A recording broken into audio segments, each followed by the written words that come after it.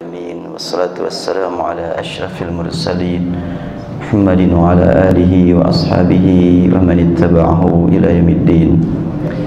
Qala Allah ta'ala fil Qur'anil azim wa idh qulna lil malaikati isjudu li adama fasajadu illa iblis aba wastakbara wa kana minal kafirin. Selesai pertemuan pekan yang lalu, ada permintaan untuk dibahas surat Al-Baqarah ayat 34 karena dirasa ada ganjalan kenapa iblis dikutuk disebabkan dia tidak sujud kepada Adam, padahal perintah sujud kepada Adam ditujukan kepada malaikat, bukan kepada iblis. Allah berfirman, idh qulna, ingat ketika kami berfirman, lil malaikati, kepada semua malaikat, usjudu, sujudlah kamu, li Adam, kepada Adam, fasajadu, maka mereka, yaitu malaikat, sujud semuanya, illa iblis, kecuali iblis yang enggak. Ya enggak apa-apa, karena memang iblis enggak diperintah. Kan gitu ya, komentar sementara. Nah, kalau pertanyaan tadi, kenapa iblis dikutuk karena dia tidak sujud kepada Adam? Kan dia tidak diperintah, yang diperintahkan malaikat. Jawaban ada pada kalimat berikutnya. Dia menolak bukan karena merasa tidak diperintah, tapi istakbar, dia sombong. Jawabannya sudah ada di ayat ini juga. Aba wastakbara wa kana minal kafirin. Baik, kita perhatikan kalimat berikutnya. Bahasan yang berkaitan dengan ayat ini. Berita tentang Adam dalam ayat ini bukan sekedar kisah perjalanan hidup manusia pertama yang berhubungan dengan malaikat dan makhluk lainnya, akan tetapi merupakan bimbingan bagi umat Nabi Muhammad SAW sebagai para pembaca Al-Quran dalam beberapa hal. Antara lain, Adam adalah nama orang yang pertama disebut sebelum yang lainnya. Dengan demikian, maka dapat diyakini dialah manusia pertama. Adapun teori yang menyatakan ada manusia sebelum Adam, maka hal tersebut bukan berita yang berhubungan dengan masalah keimanan. Ya, urusan keilmuan silahkan saja sampai di mana, tapi bukan urusan keimanan. Dan kita yakin betul berita masa lalu yang pasti benar, tidak mengandung keraguan, adalah berita yang ada dalam Al-Quran. Berita yang berkaitan dengan peristiwa yang dialami Rasulullah yang disebut dengan hadis pasti benar, tapi sudah dibuat berita-berita yang lain yang tidak benar, sehingga ada hadis dhaif, ada hadis sahih. Tapi Al-Quran tidak ada surat dhaif dan surat sahih, tidak ada ayat dhaif dan ayat sahih. Semuanya adalah mutawatir, semuanya dihafal, semuanya dibaca dalam waktu salat. Adam dimuliakan dengan ilmu tentang nama-nama yang belum diketahui makhluk yang telah hidup terlebih dahulu, seperti malaikat. Hal ini memberi makna bahwa usia tua dan muda tidak berkaitan dengan pengetahuan yang dimilikinya. Terbukti banyak orang yang lebih tua belajar kepada yang masih muda. Semua hanyalah kembali kepada kekuasaan yang mutlak, yaitu kekuasaan Allah Subhanahu wa ta'ala. Adam mendapatkan ilmu sebagai bekal utama untuk menjadi khalifah di muka bumi. Hal ini memberi makna bahwa pemimpin hendaklah memiliki bekal utama berupa ilmu. Setelah Adam mendapat ilmu, maka dia pun ditampilkan dengan ilmunya di hadapan pihak lain untuk meyakinkan kelayakannya sebagai pemimpin. Istilah sekarang apa itu namanya? Ya, itulah dia. Ada pengujian kan gitu. ada dipanggil oleh DPR kan gitu, DPRD diuji dulu kelayakannya gitu. Nah kemudian setelah Adam mendapat ilmu maka dia ditampilkan, dan selanjutnya ya sudah. Dengan izin Allah, Adam dapat meyakinkan malaikat, hingga malaikat pun langsung mengakui keistimewaan yang Allah berikan kepada Adam. Allah menegaskan kepada malaikat bahwa Allah mengetahui semua yang gaib, yaitu semua yang akan terjadi di langit dan bumi. Demikian pula yang akan diungkapkan malaikat secara langsung dan terus terang, atau yang disembunyikan. Allah Maha tahu. Padahal pada saat itu mereka sendiri belum mengetahuinya. Malaikat sebagai makhluk yang selalu taat kepada Allah, dan kini mereka diperintah untuk sujud kepada Adam. Hal ini memberi makna bahwa penghormatan hanya dilakukan atas dasar perintah Allah, bukan berdasarkan kepada usia atau sejarah masa lalu. Sebab manusia diciptakan dari tanah pada saat malaikat sudah ada, sementara malaikat diciptakan dari cahaya lebih dahulu. Gak ada hubungan urusan hormat dengan tidak hormat. Allah memerintahkan kepada mereka untuk beribadah kepadanya dengan cara sujud kepada Adam. Ibadah kepada Allah berupa sujud kepada Adam, bukan ibadah kepada Adam. Artinya sujud kepada Adam bukan untuk beribadah selain hanya kepada Allah. Perintah ini turun dari Allah, pencipta malaikat dan manusia. Karena itu jika malaikat tidak melaksanakannya, maka termasuk ingkar atas perintahnya. Malaikat adalah makhluk terbanyak. Tiada yang mengetahui jumlah malaikat yang sesungguhnya selain Allah. Karena itu perintah yang ditujukan kepada malaikat meliputi perintah kepada makhluk lainnya yang jumlahnya di bawah jumlah malaikat. Di dalam bahasa Arab, penggunaan kata seperti ini disebut taghlib. Artinya mengalahkan. Adakah contoh yang lain? Kita lihat. Contoh lain untuk taghlib adalah lafaz al-walidain, yang biasa diartikan kedua orang tua, ayah dan ibu. Kata tersebut merupakan sifat yang diambil dari akar kata walada yalidu, kata kerja. Arti walada yalidu artinya adalah melahirkan. Ketika disebut dua orang tua yang melahirkan memang dua-duanya. Jadi kalau dilihat dari segi akar kata, walidain itu adalah dua orang yang melahirkan. Padahal yang melahirkan cuma ibunya, ayahnya enggak. Jika diartikan sesuai filologi, maka lafaz tersebut bermakna dua orang laki-laki yang melahirkan. Ya. Karena kata walid ini adalah laki-laki yang melahirkan.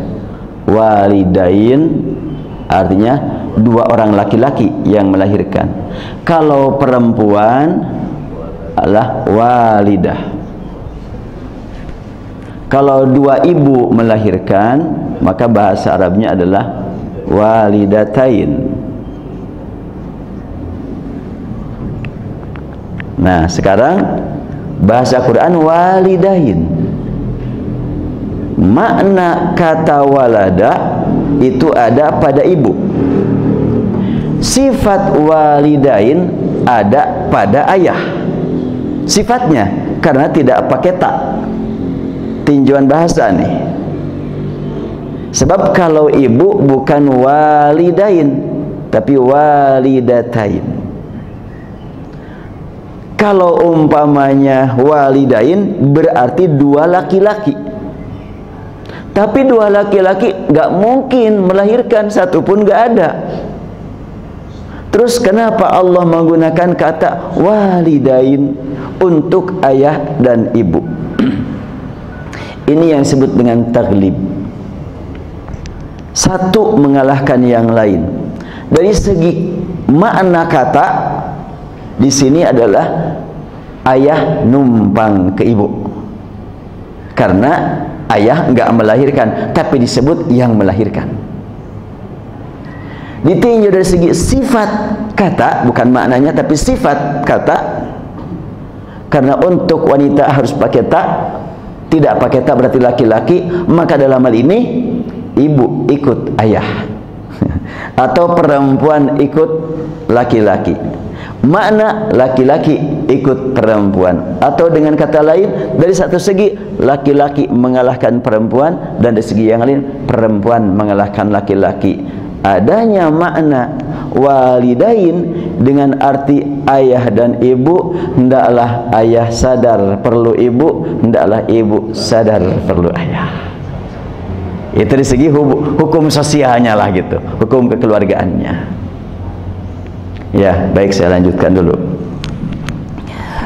Jadi lafaz tersebut bermakna dua orang laki-laki yang melahirkan. Hal itu tidak pernah terjadi atau tidak sesuai dengan arti yang sebenarnya.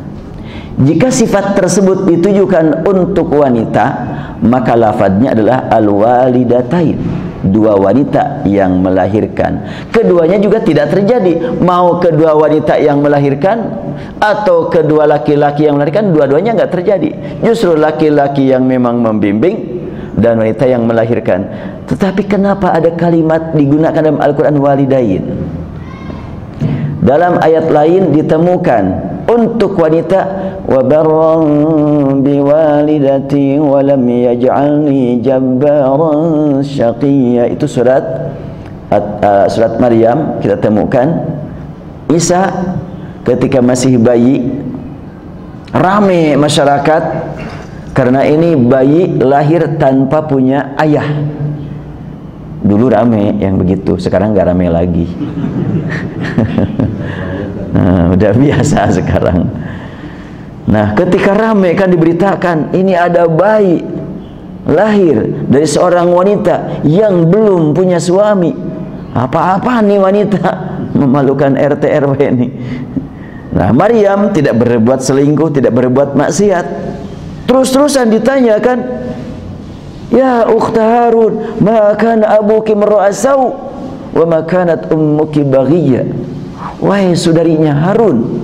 Harun adalah seorang yang saleh. Harun orang saleh, kenapa kamu memalukan nih? Maka Maryam tidak memberikan jawaban. Terus kalau tidak menjawab harus bagaimana? Dia ingat pesan bayi. Saya pahami itu bayi yang pesan. Ketika Maryam sudah gendong bayi, dia berat untuk menghadap masyarakat. Duh, gimana nanti kalau macam-macam masyarakat? Si bayi berkata, imma tarayinna minal bashari ahadan faquli inni nadzatul rahmani sawman falan ukallima al-yawma insiya. Ma, kalau nanti orang macam-macam kepada engkau, engkau bernazar sajalah, jangan ngomong satu kata pun. Nazar, saum, tidak bicara. Ini nazartul rahmani sauman falan ukallimal yauma insiya. Seharian tidak akan bicara kecuali kalau kelupaan lain. Maka ketika dipaksa, ayo jawab, apa yang kau lakukan sampai punya bayi seperti ini? Siapa yang menggauli kamu? Nah, kan kira-kira begitu tuh. Maka Maryam pegang bayi langsung nunjuk, gini aja, tanya dia gitu. Maka mereka berkata, kaifa nukallimu man kana fil mahdi sabiyya. Lah, gimana kita bicara sama bayi yang sedang digendong itu? Gak mungkin. Maka bayi berkata, inni Abdullah atani alkitab wa ja'alni nabiyya wa ja'alni mubarakan aina ma kunt wa awsani bis salati waz zakat ma dumtu hayya wa barran biwalidati. Si bayi berkata, aku hamba Allah, aku diangkat dari nabi, aku diberi kitab, aku diperintah salat, dan aku diperintah berbuat baik kepada ibuku. Dia menyebutnya ibuku, tidak ayah dan ibu. Tidak wa barran biwalidayya. Kita kan Allahumma ighfirli wali walidayya. Kalau Isa wa barran biwalidati. Aku diperintah untuk berbuat baik dengan penuh keikhlasan, dengan segala kehidupan untuk kepentingan ibuku. Jadi ibu walidah. Nah, kalau walidatain, dua ibu, tentu tidak mungkin satu orang lahir dari dua ibu. Kalau punya dua ibu bisa satu orang, tapi yang melahirkan cuma satu. Atau punya 4 ibu maksimalnya, punya 4 ibu maksimal. Tapi mungkin di sini nggak ada nih yang punya 4 ibu.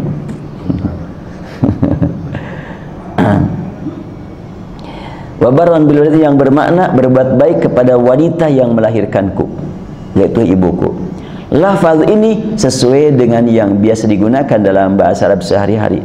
Namun ketika kata ayahku diterjemahkan ke dalam bahasa Arab dengan lafaz walidi, kan walid itu ayahku itu. Walid itu yang melahirkan. Ayah memang melahirkan, kan enggak. Jadi kalau begitu, maka kalimat walidi adalah merupakan ada kata taglib di situ. Kata lahir dari ibu, tapi ayah numpang kepada ibu dalam hal ini. Kalau walidain, ibu numpang kepada ayah, ayah numpang kepada ibu. Ayah numpang kepada ibu dari segi makna melahirkan, ibu numpang kepada ayah dari sifat kalimat walidai, mestinya walidatain, tapi ini walidain. Jadi dalam lafaz al-walidain terdapat 2 taglib. Menurut tinjauan gramatik, ada sifat laki-laki yang mengalahkan wanita, dan menurut tinjauan filologi ada makna pekerjaan wanita yang mengalahkan pria. Artinya dalam kata walidan atau walidain terdapat makna kata milik wanita yang digunakan pria, dan terdapat sifat pria yang digunakan wanita. Makna milik wanita dipakai pria, yaitu melahirkan. Sifat pria dipakai wanita, yaitu kalimat walidain, tidak walidatain. Hal ini memberi makna bahwa asal kejadian semua manusia, nah ini barangkali makna yang tergali. Kenapa Allah menggunakan kalimat walidain? 2 ayah yang melahirkan, yang melahirkan ibu, tapi di sini 2 ayah, saya katakan gitu, 2 laki-laki. Pasti ada makna di balik itu. Maka yang saya temukan ini adalah semua manusia hal ini memberi makna bahwa asal kejadian semua manusia dan proses kejadian yang mereka lalui melibatkan pria dan wanita, kecuali Isa ya, tidak melibatkan pria gitu. Tapi semua kita ini lahir seperti ini, prosesnya adalah melibatkan pria dan wanita, ayah dan ibu. Ayah dan ibu memiliki peran yang sangat jelas bagi lahirnya seorang hamba. Dengan kata walidain, maka dapat dipahami juga bahwa pria memerlukan wanita dan wanita memerlukan pria. Oleh karena itu kepada masing-masing jangan egois kan gitu. Kadang-kadang kan egois, aku bisa hidup tanpa kamu gitu. Silahkan aja lah pergi.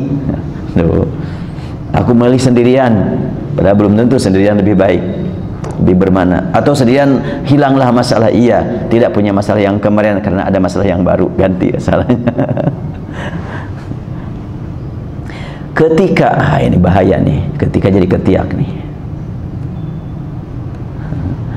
ketika keduanya sama-sama mengakui sebagai yang memerlukan dan sama-sama bertanggung jawab terhadap tugas masing-masing, maka akan lahir hasil yang diharapkan bersama. Ketika iblis, nah kembali sekarang kepada pokok masalah, ketika iblis berada di tengah-tengah malaikat dan dia tidak ikut sujud, maka dia dinyatakan membangkang hingga dia terkena kutukan. Dia tidak ikut sujud bukan karena tidak memahami perintah, akan tetapi karena membangkang atas perintah dengan pengakuan bahwa dia lebih mulia. Itu menjadi pokok masalah. dia merasa lebih hebat, sombong, lebih mulia, itu yang membuat dia terkutuk. Bukan karena tidak merasa diperintah sujud. Artinya iblis sendiri paham kalau perintah Allah yang ditujukan kepada malaikat itu meliput semua makhluk yang ada pada waktu itu. Kenapa sebutannya idz qala lil malaikati wa idz qulna lil malaikati? Tujuannya kepada malaikat. Tadi jawabannya. Kalau pamannya sekalimat walidain, ayah mengaku, si ibu mengaku, padahal ayah tidak melahirkan, dan walidain adalah sifat buat laki-laki, si ibu tidak termasuk, tapi semuanya mengaku. Demikianlah dipahami dari redaksi. Oleh karena itu iblis pun paham kalau perintah yang ditujukan Allah kepada malaikat itu termasuk juga dia mendapatkan perintah. Oleh karena itu dia tidak sujud bukan karena merasa tidak diperintah, tapi karena memang pembangkang. Dan pembangkangan tersebut diakui oleh dia. Dalam ayat yang lain kan disebutkan. Hal ini memberi makna bahwa siapa yang menganggap dirinya lebih mulia daripada yang lainnya, maka pada saat itu dia telah mendahului Allah yang mengetahui hakikat makhluknya. Karena itu dia sebenarnya jatuh ke derajat yang lebih rendah dan lebih hina. Jadi itu alasannya iblis termasuk yang mendapatkan perintah. Dan disebutkan dalam ayat yang lain,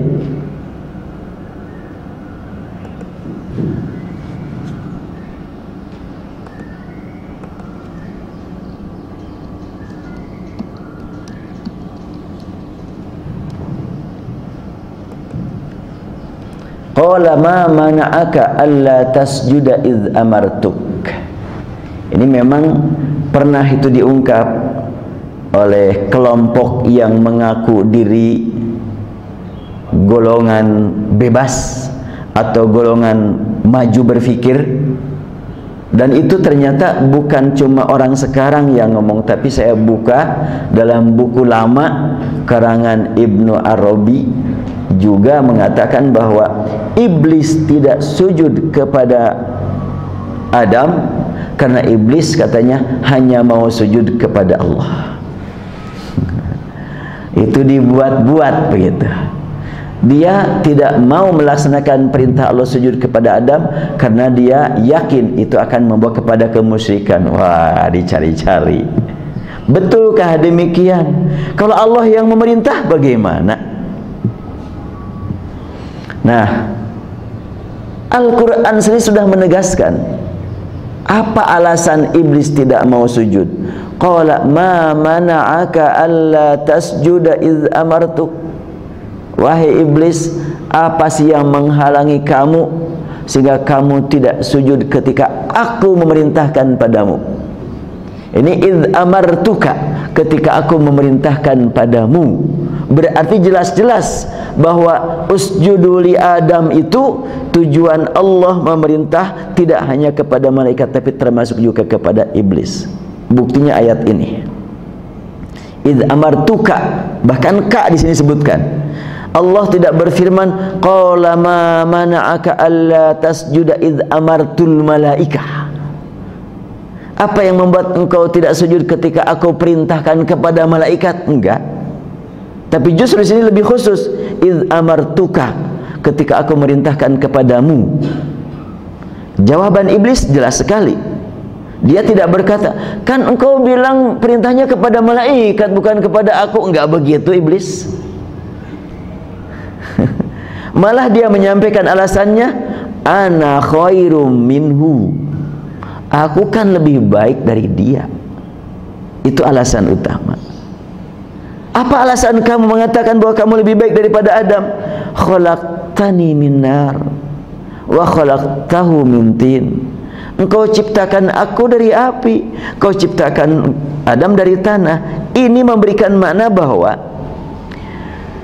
jin atau iblis memandang bahwa keturunan menentukan kemuliaan. Jadi kalau sekarang orang merasa mulia berlandaskan keturunan, nah penyakit iblis itu masuk ke dalam dirinya. Kan ada sekarang juga, saya ini keturunan ini, keturunan ini, keturunan ini, kamu harus hormat kepada saya.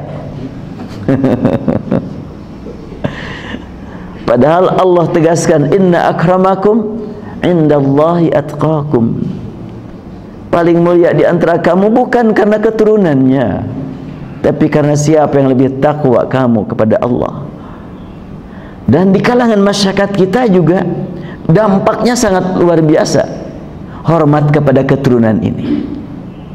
Antara lain, kalau di Sunda keturunan Radennya, di Jawa juga ya. Ada lagi kalau keagamaan keturunan Habib gitu kan. Adakah jaminan kalau keturunan Rasul pasti masuk surga? Enggak ada. Kalau tidak taat sama terancam. Keturunan Ibrahim, kan Rasul dengan Nabi Ibrahim sama-sama uswatun hasanah. Dalam Al-Quran disebutkan, qad kanat lakum uswatun hasanatun fi Ibrahim. Telah terdapat uswatun hasanah bagi kamu pada diri Ibrahim. Ibrahimnya uswatun hasanah. Kemudian punya putra Ismail dan Ishak, masih juga adalah melanjutkan perjuangan Nabi Ibrahim. Tapi Ishak punya anak kan beda-beda. Ishak punya anak Yakub, Yakub punya anak banyak, dan sumber malapetaka, sumber kerusakan sebahagiannya adalah dari keturunan Yakub. Yahuda kan dari Yakub tuh. Dan sampai saat ini lebih dikenal julukan Yakubnya ketimbang anaknya, Bani Israel. Itu yang dijelaskan dalam Al-Quran, sumber masalah di dunia ini Bani Israel. Tetapi yang lebih dikenalkan bukan Bani Israel kan, Israel. Jadi yang sering disebut Yakubnya. Israel itu sebetulnya julukan untuk Yakub itu. Artinya Israel itu adalah Abdullah, hamba Allah. Israel itu cuma bahasa mereka, bukan bahasa Sunda, bukan. Nah, istilah Israel yang terekam di dalam diri kita adalah orang-orang yang tidak benar itu. Padahal Israelnya itu Nabi Yakub. Yang tidak benar Bani Israel. Nah, jangan-jangan iblis juga dikenal iblisnya itu sekarang ini adalah keturunannya yang parah itu. Iblisnya mungkin sudah meninggal. Iblisnya sudah meninggal apa belum? Enggak tahu. Karena Al-Quran tidak menjelaskan. Ketika Al-Quran turun, apakah iblis masih hidup ataukah tidak? Ayat dipahami masih hidup, dipahami, bukan secara langsung. Di sini juga ada. Ana khairum minhu khalaqtani min nar wa khalaqtahu min tin. Iblis tidak mau hormat kepada Adam, bukan tidak merasa dapat undangan untuk hormat, tapi tahu betul bahwa dia mendapatkan perintah, cuma membangkang. Apa yang menjadi alasan dia membangkang? Merasa lebih mulia. Alasan lebih mulia karena keturunan api, bukan keturunan tanah. Artinya menganggap kemuliaan berlandaskan keturunan ini adalah warisan dari iblis ini. Oleh karena itu, para ahli dakwah yang betul-betul dakwahnya menyeluruh tidak pernah ngaku-ngaku kemuliaan dengan keturunan. Tetapi di Arab, keturunan itu bukan untuk kemuliaan, tapi untuk meyakinkan bahwa aku adalah turunannya ini, supaya memang mereka tidak ragu-ragu siapa Anda. Tidak ragu-ragu. Sebab dikenal dengan keturunan kalau di Arab. At-Taimi, Al-Quraisy, dan itu adalah merupakan perkenalan supaya lebih akrab. Sebagaimana di kita, saya dari Garut kan gitu, Asgar gitu kan ya. Satu lagi saya adalah orang Turki gitu ya, turunan kidul gitu. Biasa kan di kita gitu. Ada lagi Perancis katanya ya, peranakan Ciamis gitu. Ya, Itu kalau di kita kan kedaerahan. Kalau di Arab kan turunan. Itu lebih dikenal ketimbang daerah. Karena daerah sekarang juga kan tidak menentu. Tidak membawa budaya masing-masing kalau kedaerahan. Di Bandung ini campuran budaya. Tapi kalau asal baru lebih. Nah, dulu itu asal itu, keturunan itu asal. Tapi bukan untuk kebanggaan, bukan. Qala fahbit minha fama yakunu laka an tatakabbara fiha fakhruj innaka minas saghirin. Allah berfirman, keluar kamu dari tempat ini. Fama yakunu laka an tatakabbara fiha. Kenapa kamu kok sampai sombong seperti itu? Apa yang mendorong kamu bersombong? Keluar dari sini dalam keadaan hina.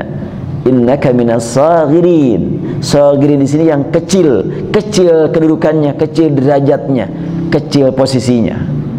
Qala, iblis berkata, karena sudah ditetapkan sebagai as-saghirin, sebagai yang hina untuk selama-lamanya, as-saghirin. Qala anzirni ila yaumi yub'atsun. Iblis berkata, kalau gitu beri tangguh aku hidup. Sampai kapan kau mau hidup? Permohonannya, pengajuannya sampai hari kebangkitan. Enggak tanggung-tanggung. Jadi semua makhluk sudah mati, termasuk malaikat sudah mati. Nah, dia kemudian mereka dibangkitkan. Nah, dia baru dimatikan.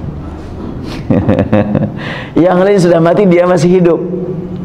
Yang sudah mati-mati dibangkitkan, nah baru dia dibatikan. Sehingga nanti di sidang dia nggak akan disaksikan lain. Sidangnya sendirian. Kan malu kan sidang? Dipertontonkan kepada makhluk yang lain akibat berbuat dosa. Kita juga tentunya, kalau tidak Allah berikan kepada kita ampunan rahmat, tentu perbuatan kelakuan kita yang buruk-buruk nanti akan diperlihatkan kepada kita dan semua makhluk melihat. Duh, betapa malunya kalau Allah tidak mengampuni kita. Berat sekali hal ini. Nah, iblis berkata, anzirni ila yaumi yub'atsun.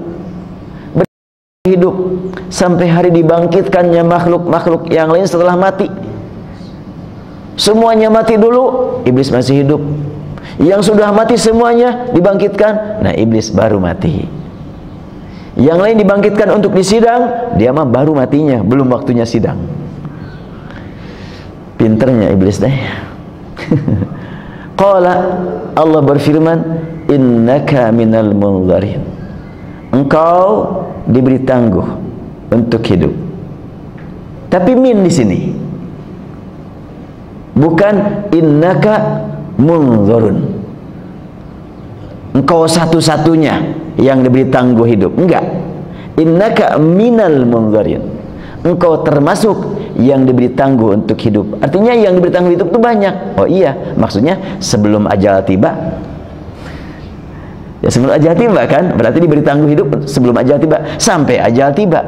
Jadi kalau gitu nggak ada bedanya iblis dengan yang lain. Ya enggak.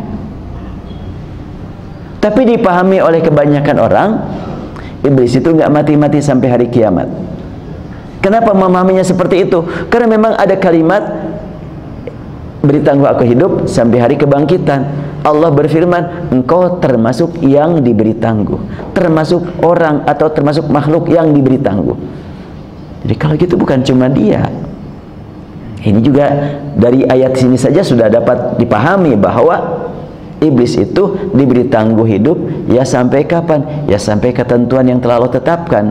Kita lihat dalam ayat yang lain.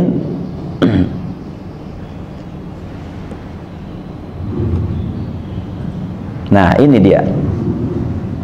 Ini hampir sama. Ana khairum min khalaqtani min nar wa khalaqtahu min tin qala fakhrij minha fa innaka rajim wa inna 'alaika lanati ila yaumiddin qala rabbi fa'anzirni ila yaumi yub'atsun. Ini 3 surat berbicara hal yang sama. Dia mengatakan, 2 surat ya, bicara yang sama. Iblis berkata, beri tangguh aku hidup sampai hari dibangkitkannya yang lain-lain. Allah berfirman, innaka minal munzarin. Engkau termasuk golongan yang diberi tangguh hidup. Berarti bagian dari golongan, bukan satu-satunya.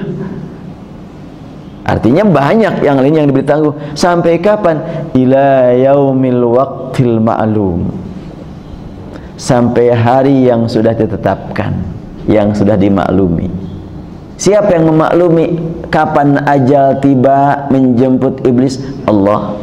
Sebagaimana hanya Allah pula yang maha tahu kapan ajal menjemput kita. Jadi dari ayat ini dapat dipahami kalau ada orang yang mengatakan sama iblis juga udah mati seperti halnya Nabi Adam. Kapan matinya? Ya enggak diberitakan karena kita juga enggak perlu tahu. Atau mungkin belum, ya silakan saja mengatakan belum juga.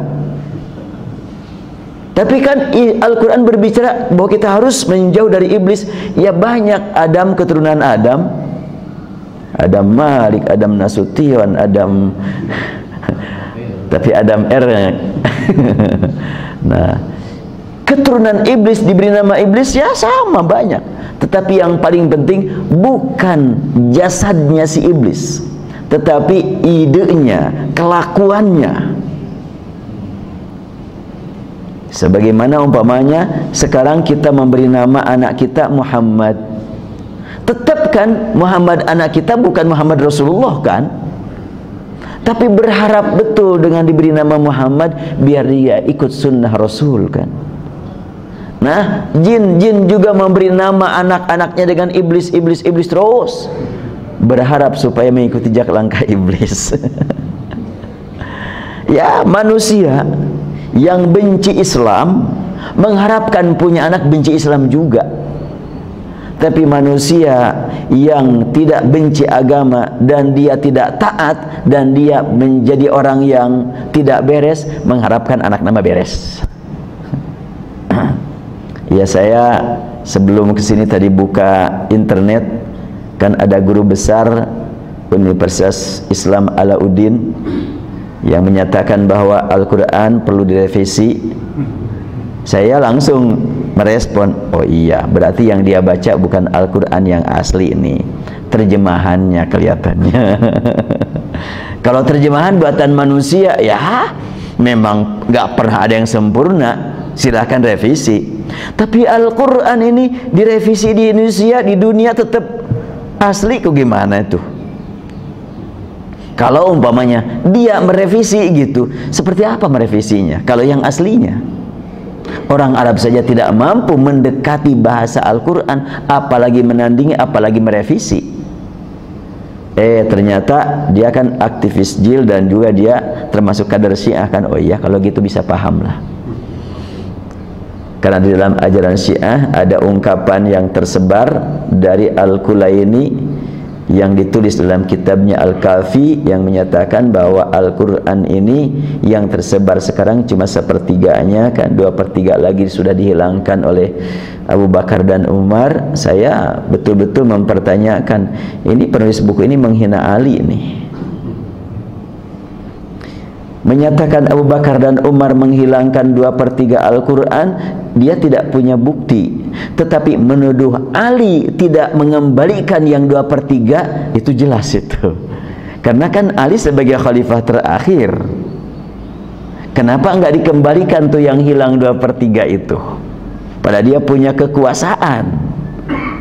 Artinya dia tanpa berniat memojokkan Ali, itu memojokkan Ali itu sebetulnya.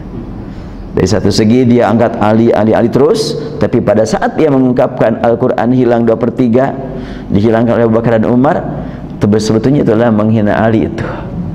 Merendahkan Ali, tidak bertanggung jawab gitu. Kalau benar ada yang hilang, tapi sebetulnya tidak punya bukti ada yang hilang.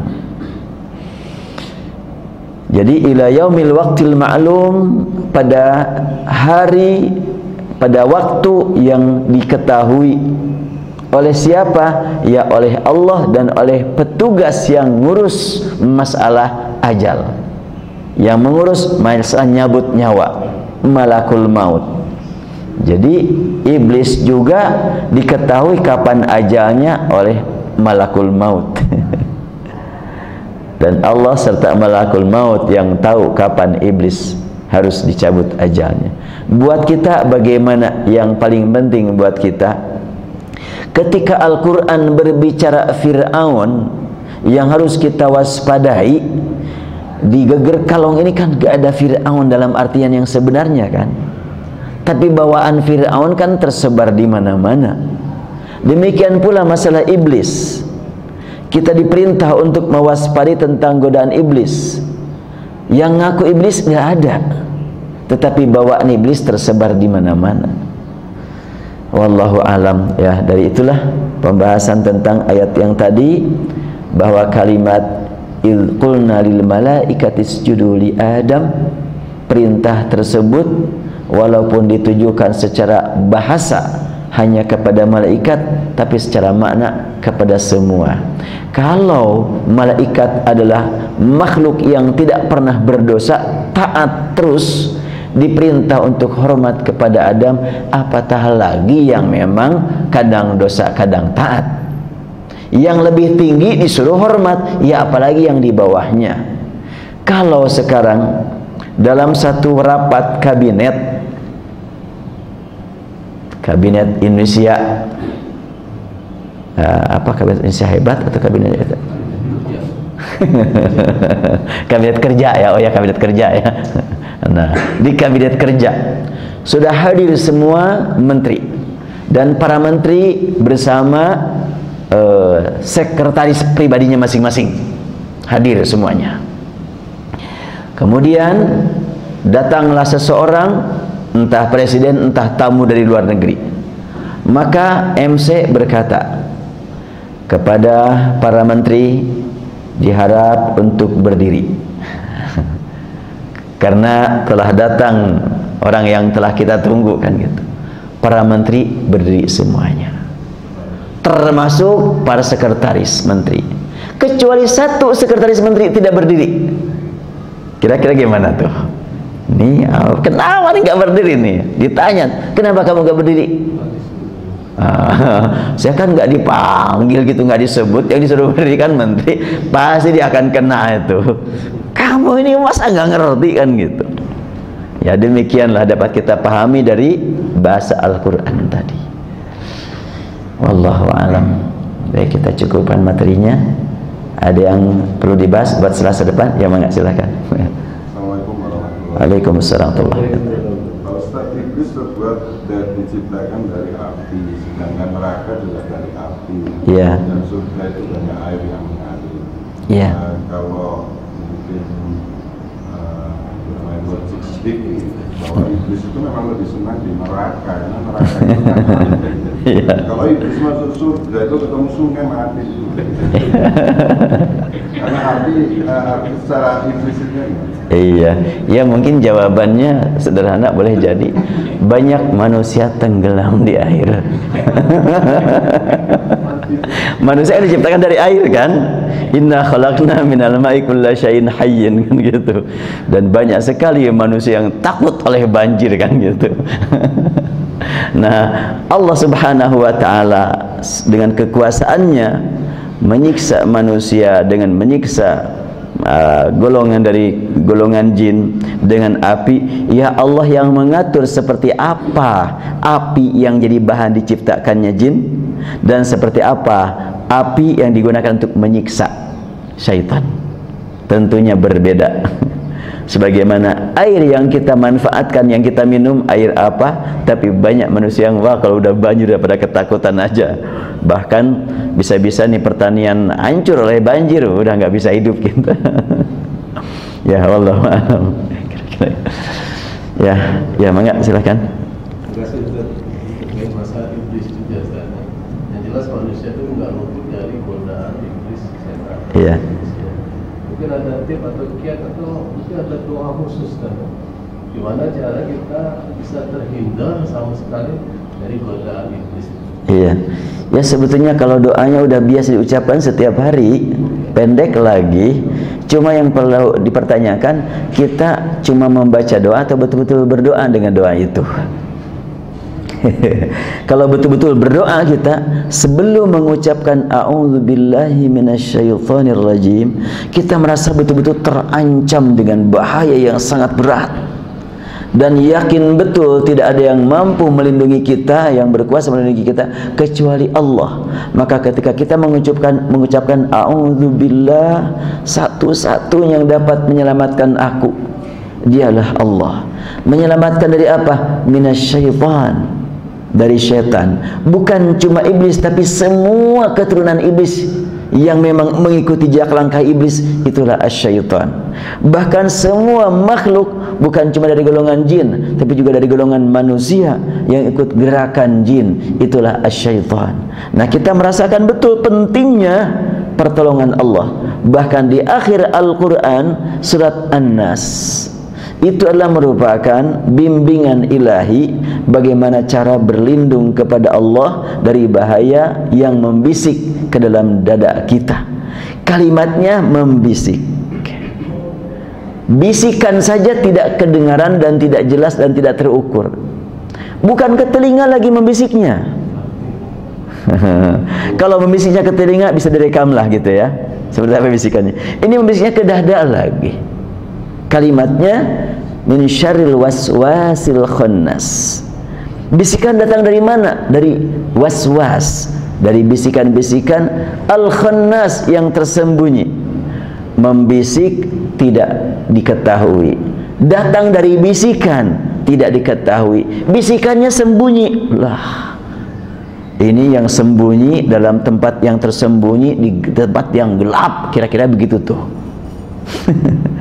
Masuk ke dalam dada kita. Kalau bukan Allah yang melindungi kita, tak seorang pun dari kita akan selamat. Makanya Allah bimbing manusia untuk supaya berlindung kepada Allah. Bimbingan tersebut ditegaskan untuk manusia melebihi daripada jin. Padahal yang diperintah ibadah itu kan jin dan manusia sama-sama dengan Al-Quran. Tapi untuk manusia ada surat An-Nas, a'udzu birabbin nas, malikin nas, ilahin nas, min syarril waswasil khannas. Tidak qul a'udzu birabbil alamin, malikil alamin, ilahil alamin. Dan memang tidak ada dalam Al-Quran kata ilah selain hanya ditujukan kepada, dihubungkan kepada manusia, tidak dihubungkan kepada selain manusia. Kalau Rob, ada Robbil alamin, Robbul masyriq wal maghrib, ada Robbun nas, ada juga Robbul malaikati warruh. Tapi kalau ilah, ilahin nas. Ini memberikan gambaran bahwa pentingnya tunduk kepada Allah dilakukan oleh manusia agar Allah melindunginya. Jadi jelas sekali ya, iblis menggoda dan kita diperintah untuk memohon kepada Allah perlindungan dari godaan tersebut dengan a'udzubillahi minasyaitonir rajim. Ada lagi a'udzubillahi samil alim minasyaitonir rajim. Ada lagi a'udzubirabbil falaq, a'udzubirabbin nas, dan selanjutnya. Wallahu a'lam. Baik. Ada yang pesan buat Selasa depan? Ya? Dajjal. Oh iya, tentang Dajjal. Oh ini tentang Dajjal nih, materi berat nih. Iya. Tapi ya semua agama masuk surga. oh, ya dipahami oleh orang bahwa semua agama bisa masuk surga gitu ya. Ini ada 83 ini atau yang ayat yang lain? 82. Iya. Nah, kalau 82 bukan juga mungkin barangkali innalladzina amanu walladzina hadu wan nasra, itu yang dimaksud barangkali. Wasabiin man amana billah. Iya, tabi'in. Oh iya, iya. Itu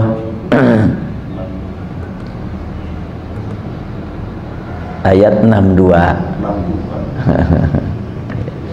Ya, insya Allah lah kita bahas ini. Dajjal terlalu berat, panjang ceritanya. Tapi ya, insya Allah nanti kita persiapkan juga pembahasan tentang Dajjal. Yang jelas sekarang ini Dajjalnya banyak simbol-simbol Dajjal di mana-mana. Ya. Insyaallah nanti kita dahulukan dulu surat Al-Baqarah ayat 62 insyaallah. Dan silakan bapak-bapak juga, ada ibu-ibunya nggak udah pada pergi semuanya. Ada yang mau mempersiapkan dulu biar nanti kita dialognya lebih produktif lah. Ya, kita akhiri subhanakallah bihamdik nasyhadu an la ilaha illa anta nastaghfiruka wa natubu ilaik. Allahumma ya rabbana ya rahman, inna na'udzubika ya Allah min hamazatis syayatin. Wa na'udzubika ya rabbana ay yahduruna. Rabbana ya Tuhan kami, Engkau Maha tahu kami hamba-hamba yang lemah. Banyak sekali yang menggoda kami, yang menggiring kami menuju jurang kehancuran. Rabbana ya Tuhan kami, selamatkan kami ya Allah pada saat ajal akan menjemput kami. Rabbana ya Tuhan kami mohon jangan Engkau biarkan kami mengembuskan nafas terakhir kecuali dengan membawa nikmat husnul khatimah ya Allah. Rabbana atina fid dunya hasanah wa fil akhirati hasanah wa qina adzaban nar. Walhamdulillahi rabbil alamin. Assalamualaikum warahmatullahi